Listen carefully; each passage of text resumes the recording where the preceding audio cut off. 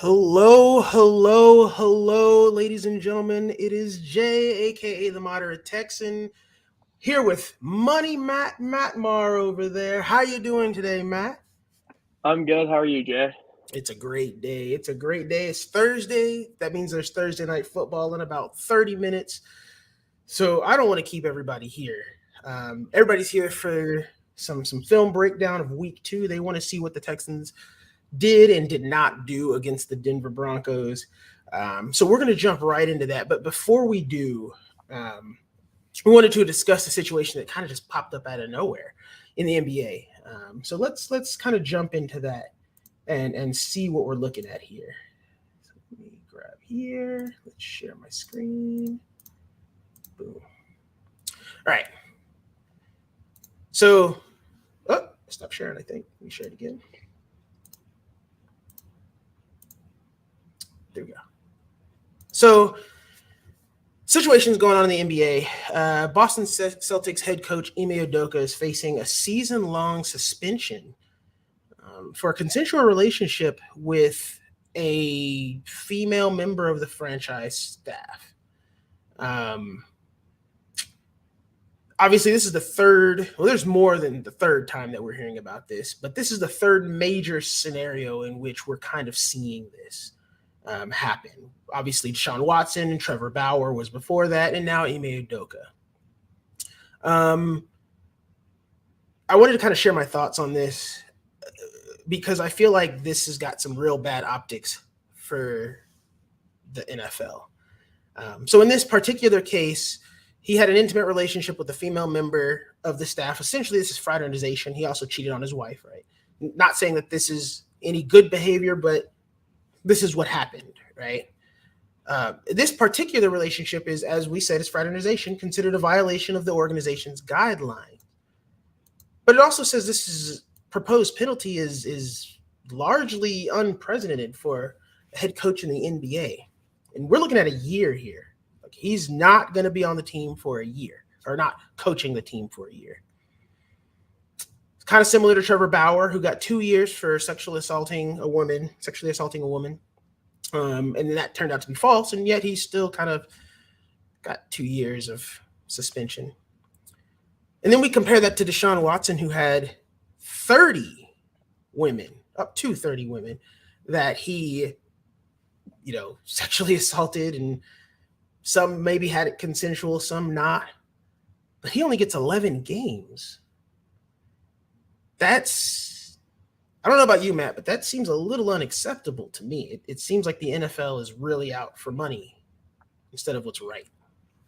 Yeah, you know more about the situation than I do, but just my understanding of it, if I'm Roger Goodell, I have to be thinking, like seeing this, I have to be thinking, I have to be better, I have to do better.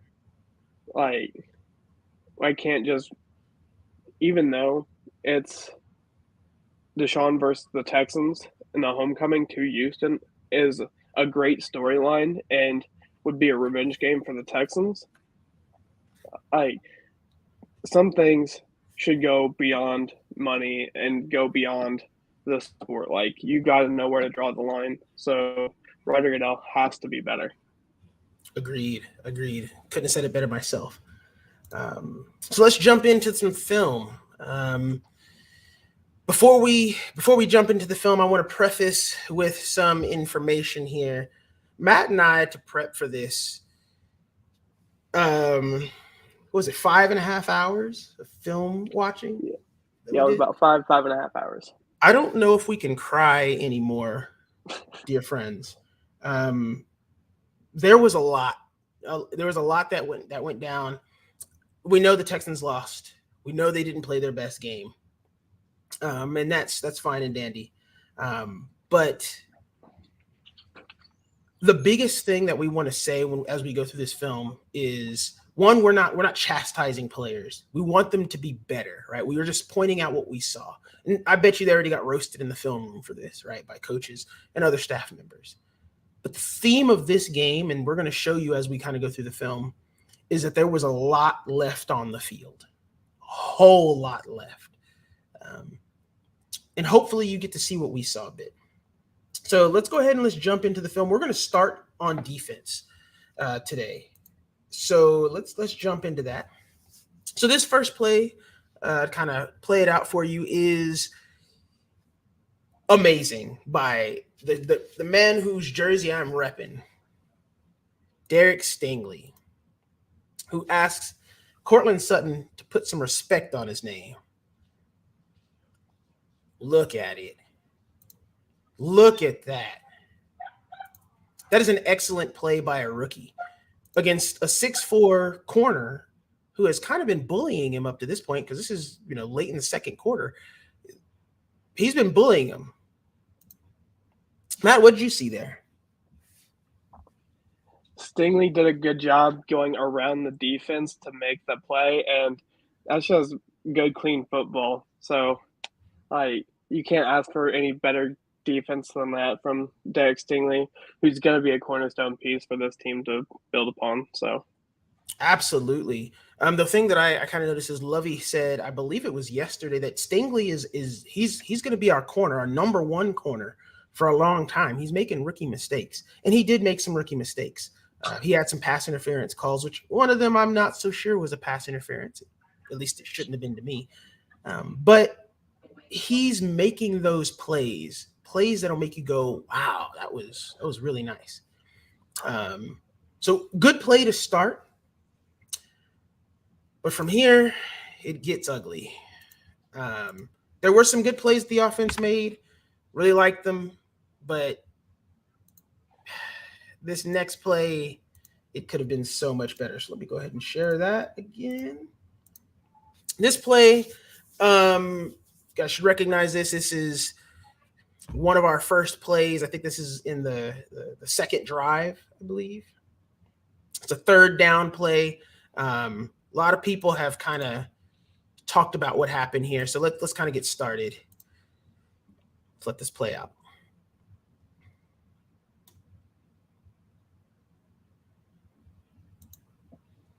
All right. So let's kind of step through this play a bit. So we can see right here, this is Nico Collins. This is Tunsil, right? We've got our line here. We got some tight ends. Looks like this is Chris Moore, I believe, and this is Brandon Cooks.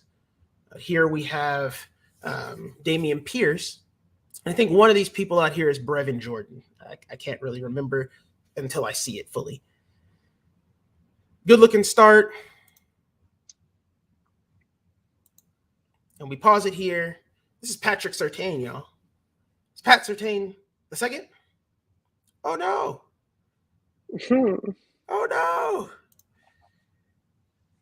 Oh, no. Let's get back to that play real quick. Hold on. Let me get back to it. It was at...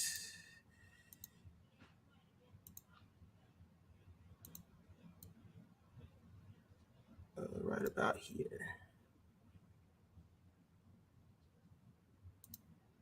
Yes. Okay, cool. Made it right back to the play. Awesome.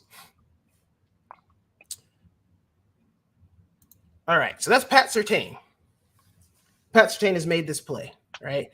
Nico Collins has worked Pat Surtain. That's an excellent move right there. Excellent play. Gets us the first down. That's not all that happened in this play, though. Matt, let's take it away. What did you see in this play? If you look right up by the 40-yard line hash, upper 40-yard line hash, that is a wide open Brevin Jordan. If that ball is placed anywhere around the, I want to say 42 to 43 yard line, maybe like right on the seam, like maybe a couple steps outside, Brevin Jordan's gone. That's a touchdown. Tutty. All day. So let's step back a bit, right? Because we want to see what was there before. Because when we look at this play initially, we're thinking, oh, he's got to get this ball out right now. He's got to get it out. It's got to get out quick. He's got to get it out fast because our line's not holding up. Is there anyone within 5 yards of Davis? That is a good, clean pocket. He's got maybe 3 to 4 seconds before he has to let go of that ball. And we know 3 to 4 seconds later in this play, Brevin Jordan is standing on an island by himself. Exactly. He's already thrown the ball, right? So let's say he holds it for 1 second. So we go 1. Brevin Jordan is gone. The closest person to him is right here. You've got, I think this is Kareem Jackson right here. They're not getting there. That's to Brevin in the seam for 6. If he scans the other half of the field, and we know he didn't scan the other half of the field, because let's look at the film to start. Let's look at Davis Mills' head. It immediately snapped over here. He didn't even look over here to see what was going on. He's only reading half the field. That's what Pep said, right? He said he's trying to teach him to read half the field. And you can say he's using, maybe he's using his peripheral vision.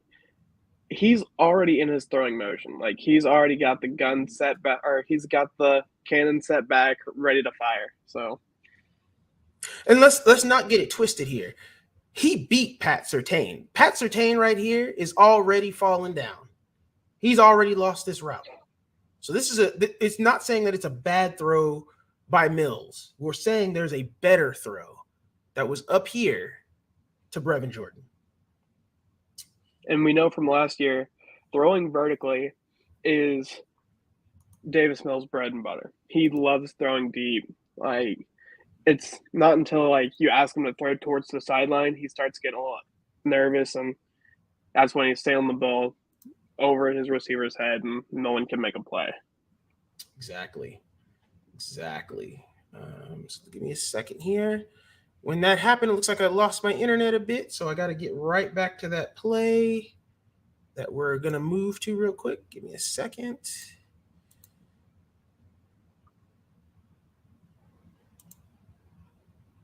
Okay, I got to make sure this is the right play before I start playing it real quick. Give me a second. But again, that's the theme that we're going to be looking at today. That was a good play. There was always something that was better, right? There was a better play, a better throw. Okay, this is the right play. So let me get this started here. All right, let's share the screen. All right. Second play. All right, let's kind of give you an idea of what's happening here. We got Brevin again right here. We got Tunsil, we got the line. Kenyon Green played this whole game and was a man's man. He was not getting moved anywhere. He made some mistakes. He's a rookie, but he was a man's man. Looks like we got Trey Hairston. Looks like we got Pearson. I think that's Nico over here. Somewhere over here is O.J. Howard. I think this is O.J. Howard right there. So we got a 2 tight end set. We might even have a 3 tight end going on here. But we'll see. Let's go ahead and take a look. Let's look at this play.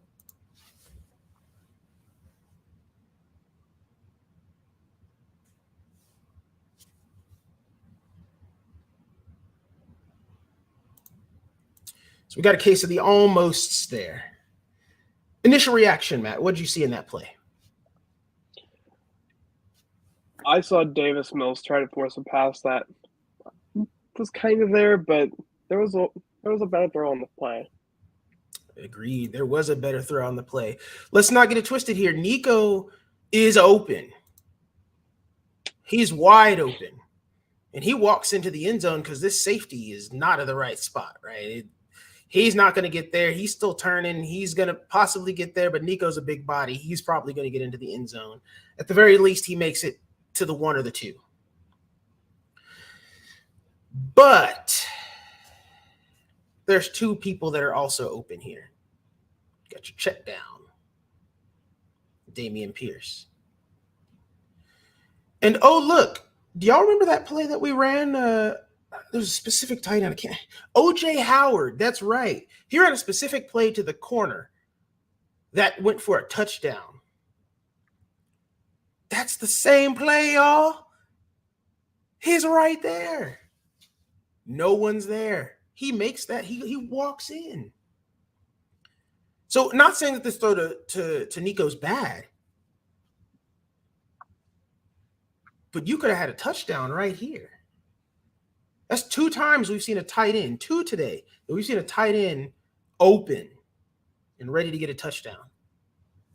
What do you think, Matt? I agree. And again, it looks like Davis Mills had a clean pocket just from seeing the aftermath down here where the offensive line is and where Davis is. It looks like he had a good clean pocket and plenty of time to get that ball up to OJ Howard for a 6. Exactly. For your fantasy owners who have OJ Howard and Brevin Jordan, you should be sick right now because Brevin already had 1. That's 1 he could have had. He could have had a bunch of yards, and he was missed. Let's take a look at this next play. Let me get it queued up real quick. Again, I had lost some internet, but it's all good. It's all good. We can bring it back. Let me get to the play.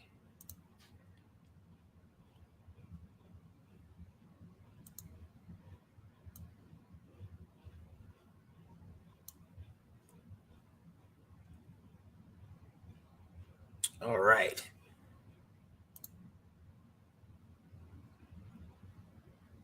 And here we go. All right. So let me go ahead and share this screen. All right.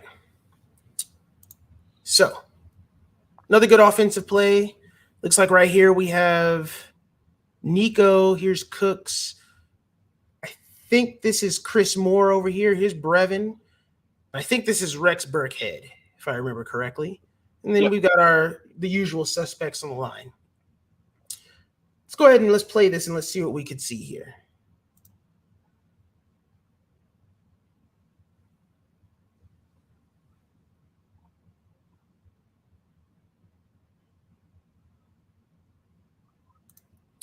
All right, so that ball goes to Rex. Clearly, Rex didn't catch it. So let's get your initial thoughts, Matt. What did you see on that play? I don't remember who it was off the top of my head. I think it was Nico, maybe.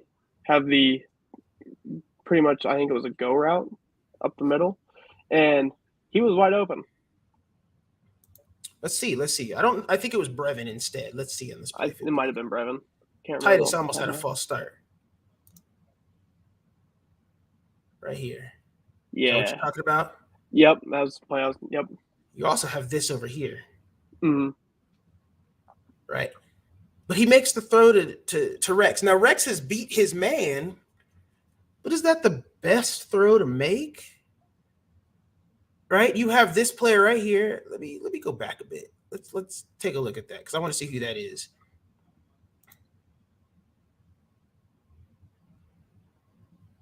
Let's see who that is. That might be Chris Moore. No. I think that was Chris Conley. Yeah, is it Conley? Let's look. Is it Nico or Conley? Hold on. Let's look one more time. Because I don't exactly remember who this was. Yeah, this is Chris Conley. This is Chris Conley right here. Look at that.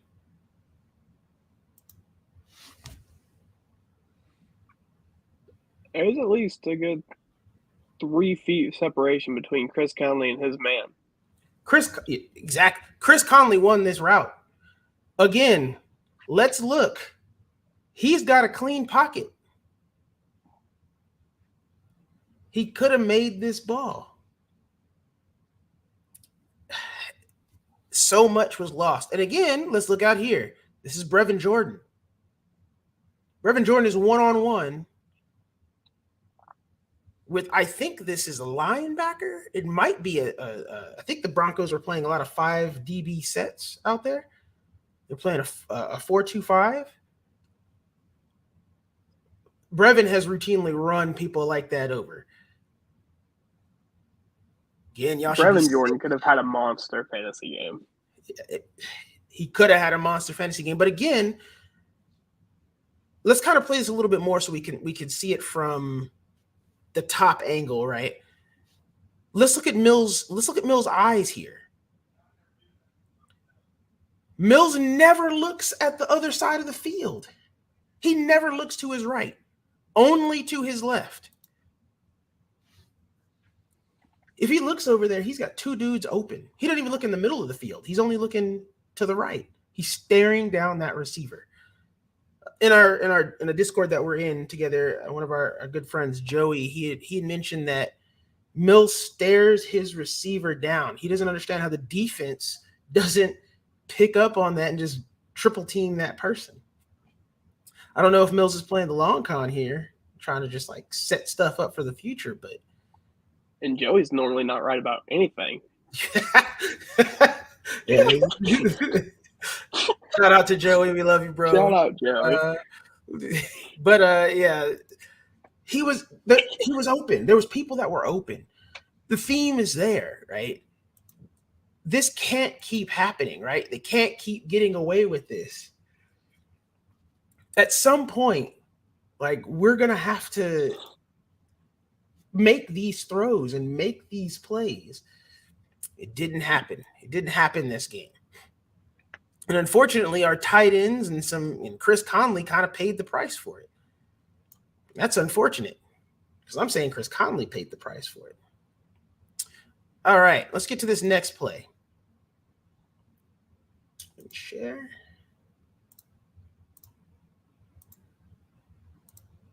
Yeah, quoting Joey, I never thought I'd do that, but hey, he's right in this scenario. Joey, shout out to you, my guy. You were right. So let's get to this play. Let's see what's going on here. Let's kind of just play through and step through it and see what's going on.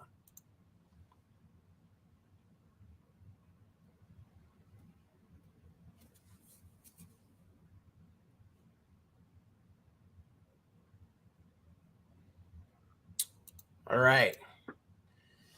That was a quick play. The pocket kind of collapsed. Davis had to throw it quick.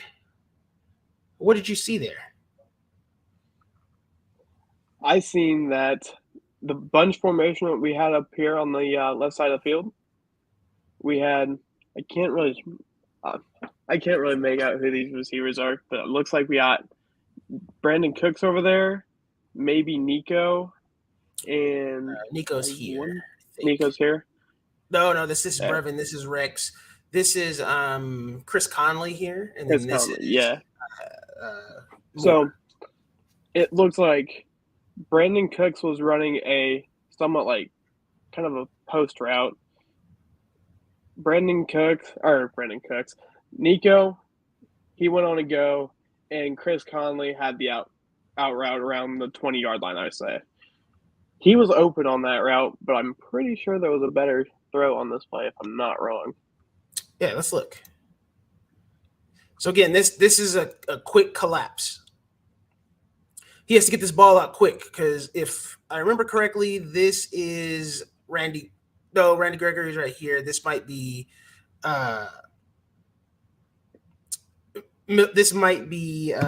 Bradley Chubb right here. I think this is Chubb off the edge. He just comes free, right? So that happens. Fine, whatever. He has to throw that quick. You're right. This is Chris Conley right here. This is Chris Moore. Chris Moore's covered. And he's covered pretty well. Conley's, you're right. He's kind of open on this out route. Rex has kind of beat his man, and that's a good throw to get it out quick and get some yardage. But again, look right behind Rex Burkhead. Friends, Romans, countrymen, lend me your ears. Brevin Jordan should have had 6. All Davis Mills has to do in that situation, step up in the pocket and fire an absolute strike to Brevin Jordan, who's wide open right now on the 20-yard line. He could crawl to the end zone and not be touched. Eden said it best. So many receivers. On every play, friends, there were at least 2 people open. Now, again, I told you at the beginning that I can't put this blame on just the play calling or just the offensive line or just the running back, right? Or or just the receivers not being able to get open. We can clearly see that receivers were open all over the field. Some weren't, like right here, and they're not open, right? Eventually, this is not open anymore. He's open, but this is wide open. So we can't say it's the play calling. We can say here the offensive line failed Mills because he didn't have the time. If he had a little more time, he maybe could have hit Brevin. But a lot of this game was Mills missing people. And that's unfortunate. Anything further to add on that, Matt? Nope. It hurts too much. Agreed. It hurts too much. You're right. Let me get this other play set up real quick, and then I will move on. Just give me a second here, friends, as I get that set up. Also, Eden, happy belated birthday, guy, if you're still watching. Yeah, Eden, if you're on, man, happy belated birthday. And shout out to Beige, who's in the chat, I think. Yeah, Beige is also in the chat. Shout out to Beige. Thanks for coming through, my guy. All right. This is the play I think it is. All right. We're good here.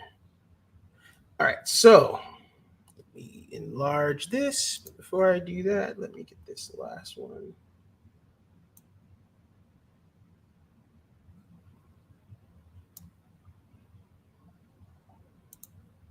Let me get these set up real quick so we don't have to have this craziness.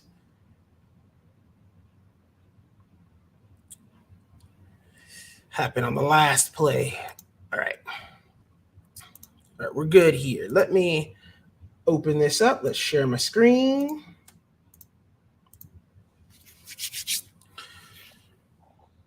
We are primed. All right. So this is going to be the second. This is the last offensive play we're going to show. And this one I think is the one that we kind of advertised. Oh, no, this isn't the one. There might be one more play, I think. Let's see. Let's take a look at this play. All right. I think we're good. So what did you see there, Matt? I seen Davis Mills throw an absolutely beautiful ball to Chris Moore. I almost say Chris Conley. But that's a ball that's got to be caught. Because if that's caught, that's not only a big play for Davis Mills, but that is a big, it's something to build on for the offense. It's a big motivator. So we seen Chris Moore beat his man. That is a very catchable ball. How he didn't come up with it, I don't know, but it hurts to watch. It does.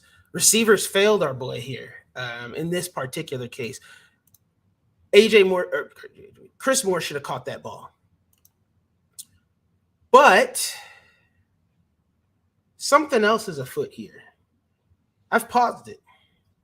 Matt, what are you seeing? Tell our lovely viewers what we're looking at here.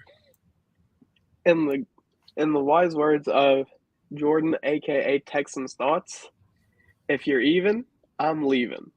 Brandon Cooks, outside the numbers, is wide open. Well, not wide open yet, but he is even, and we all know the burning speed Brandon Cooks has. He's gone.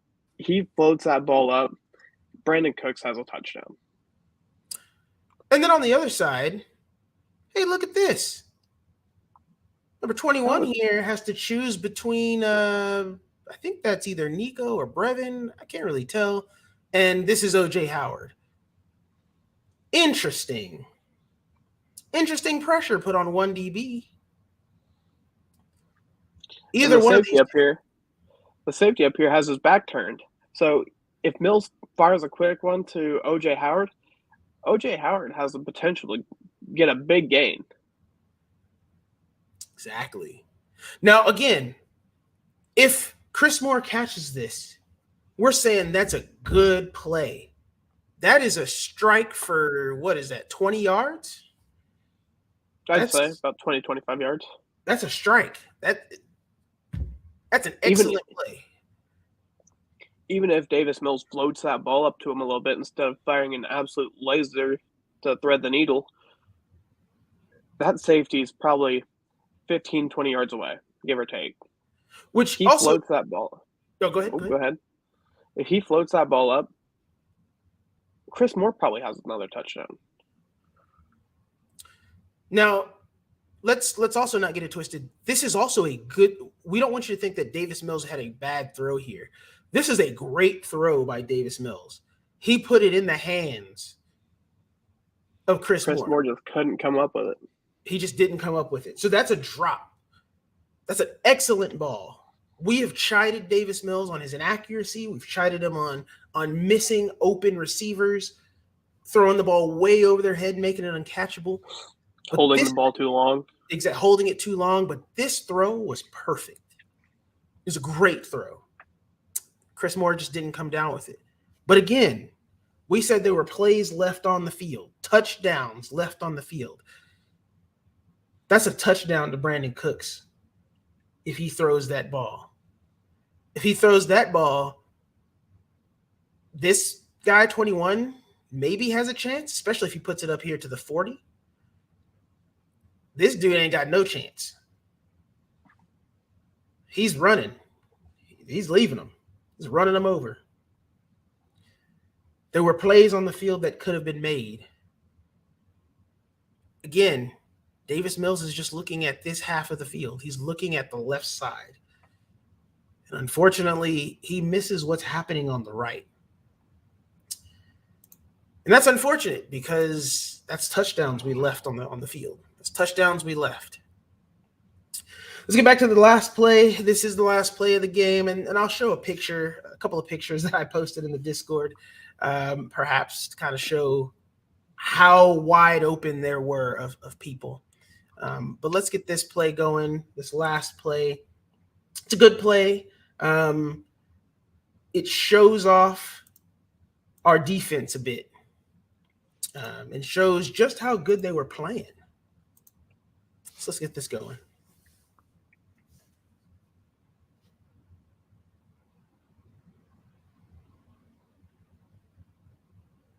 Oh, music to my ears. What happened on that play, Matt? What you see? I seen Russell Wilson get his man killed. So we typically know that wide receiver versus a linebacker in coverage. Wide receiver usually wins that battle about 6 to 7 times out of 10, maybe 8 out of 10, depending on the receiver. But in this case, Russell Wilson floats that ball up for his receiver, but he forgets that we have the Pac-12 Defensive Player of the Year, Jalen Petrie, in the backfield, or back here. He's there to punch that ball loose, and Christian Kirksey is in the perfect spot to catch that ball for an interception. Absolute facts. He's spitting facts there, y'all. Russ makes this throw, and it's technically the right throw, right? This is Cortland Sutton. That's Sutton who he's throwing the ball to. This is a mismatch. He threw it to the right person. Unfortunately, I don't know if y'all watched that Colts game where Jalen Petrie just laid a dude out. Got fine. He got a little bit of a penalty for it, but he laid a dude out with the hit that I was loving. That happened here, and that allows this interception to happen. Did Russ have other throws? He did. I'm going to do the same thing to Russ, Broncos fans, if y'all are watching this. I'm going to do the same thing to Russ that I did to Davis Mills. Open. If he's leaving, if he's even, he's leaving. Look at that. 2 open players right here. There's another player down here up wide open on the 25. Now, I will give some credit here because the defense played fantastic. Went forward instead of backwards. Let me get back to that. The defense played fantastic here. Russ has to get rid of this ball because if he doesn't, John Grenard's in his lap. He does not have any more time. But as we just said, if you're even, you're leaving. They're even right here. He could have thrown this ball. I agree with you, Beige. This is getting those 2017 to 2019 vibes where our defense was kind of carrying us. I would say more of the 2016 team, maybe, where we had Brock Osweiler, the Fitzpatrick years, so on and so forth. 2014 up to about 2018. Yeah, our defense was carrying us. There were plays to be made here, particularly right here. But Russ does not have time because our front line, our front four are putting pressure on the quarterback and forcing him to make throws like this, where he could have had this. I like to hear what Eden says, right? I blame coaching for the half field reading. You got to be able to go through all your reads and make better passes. I agree with that. Pep, though, I got to throw some blame on him. I got to throw some blame on Pep.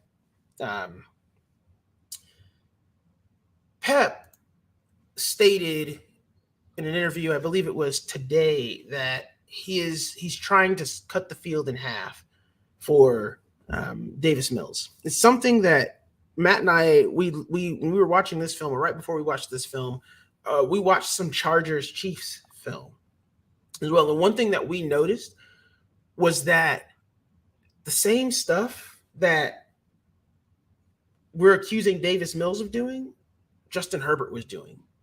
The difference between Justin Herbert and Davis Mills is he was making those reads on that half of the field. And he also throws darts, right? The man throws bombs. He's insane.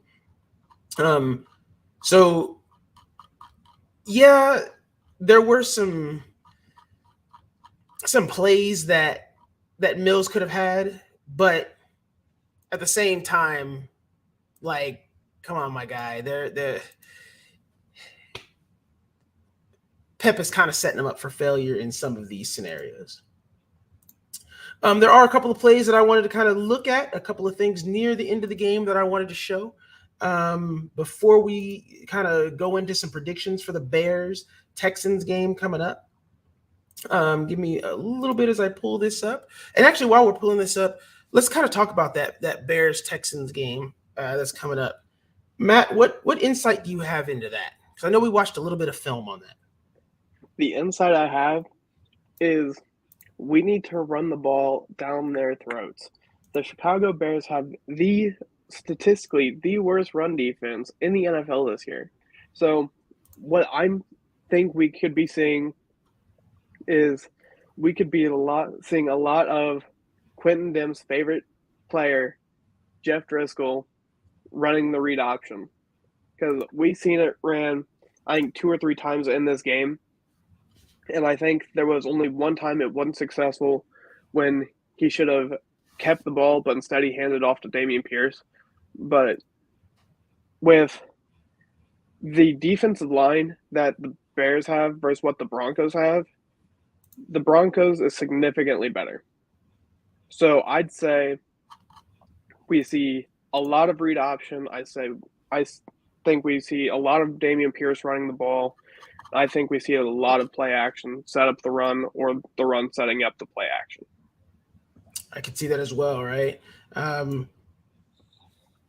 That's pretty much what I'm seeing happen as well. I think we really use Dameon Pierce to set up the run, or to get the run going. But I also think we kind of get that short passing game going. I think we finally start to see the offense open up and hit those deep strikes. I think the Bears are going to be selling out on the run. Everyone knows they have the worst run defense in the NFL right now. And really, Aaron Jones and A.J. Dillon proved that in the Green Bay Packers game as they ran all over the Bears. Like, they were getting everything they wanted. So as Beige says, yeah, the Bears suck versus the run. Kind of jumping back before we make our score predictions for that game and let y'all go watch some Thursday Night Football on Amazon Prime. Shout out to Amazon Prime. couple of plays I wanted you to see. This is the play. This is a still that I took of watching the all 22. This is the play where Davis Mills throws a low pass, but it was still catchable especially for Brandon Cooks that should have been a touchdown. And I think it was John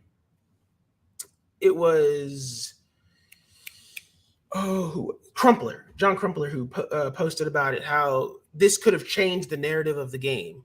And I agree, that could have changed the narrative of the game. But there was that amazing picture that somebody posted on Twitter of how Javonte Williams was wide open, standing in this exact same end zone with nobody a letter close to him. This is the same thing for Chris Moore right here. Except he's got 2 letters. He's got the N and the C. And if Mills makes this throw, that's 6. Here's another one. This is second down. This is late in the game. It's the fourth quarter where we had to kind of start, scoring because we're down 16-9 at this point. The ball, if I remember correctly, went out here. We try and go to Cooks, I think this is out here. Again, remember we said, if you're even, you're leaving. Sorry, I take my glasses off. They're a bit too shiny, but they're right here, Joey. Shout out to Joey, my man over there. Love you, my guy. We had to quote you earlier. We'll get you your royalties later. So this is right here. This is Chris Conley. If he's even, is leaving. This is Rex Burkhead. Nobody within 10 yards of him in any direction. I think this is Pharaoh Brown. No defender that's going to get to him within 15 yards. He had all these throws that were available. And this is on that side of the field, but again, Mills only looked at one person. You could also say Chris Moore settled into this nice little pocket that's right here, and he could have had the catch as well, and that's probably the easier throw.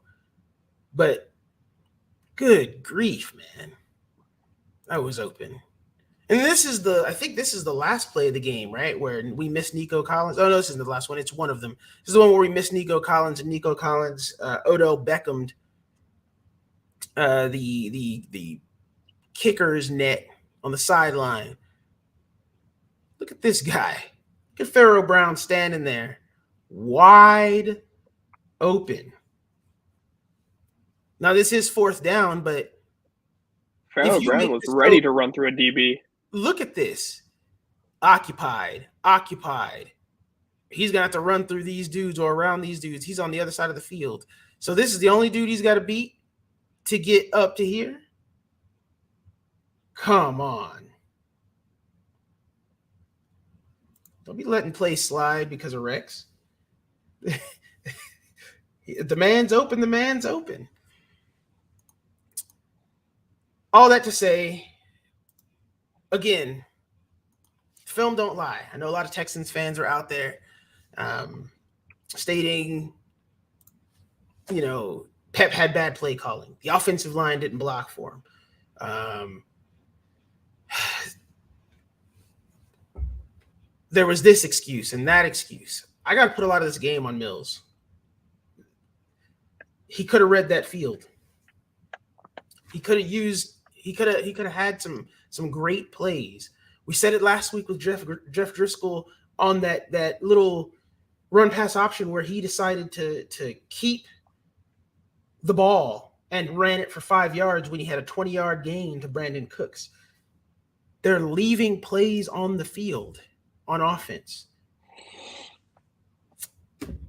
We could have blown him out. There were other touchdowns that were there. Brevin had at least 3 that he could have had. OJ Howard had 2. Chris Moore had 2. We honestly should have won this game by 50, probably. We could have dropped a 50 burger on them, and we just didn't do it. Looking at the Bears game, though, hopefully we can clean up what we missed this week. And then we'll get y'all to that football game. Matt, what do you think's going to happen? What do you think's going to happen in this Bears game? Give me some predictions. I think Derek Stingley gets his first pick. I think Mills finds a brief escape from the criticism he's been getting, and he puts up a big game. And I think we walk out of here 1-1-1. I agree with that. I actually think we end up with 2 picks. I think we get up early on the Bears. I think it ends up being 14-0 by the first half, and they have to start throwing the football. I think Stingley picks it off on a bad errant throw, and gets upfield with it.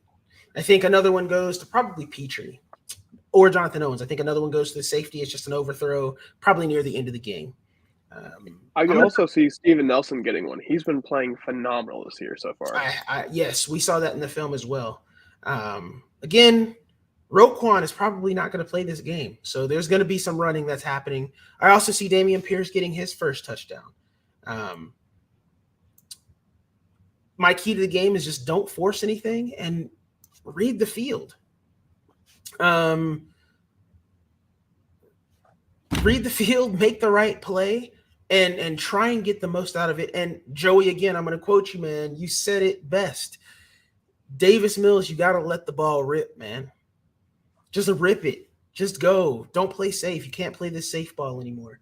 Quoting Joey again. I know all of us are like shocked, right? Eyes wide. But Joey, you were right on that, man. Let the ball keep rip. Up the good work. Exactly. Keep up that good work.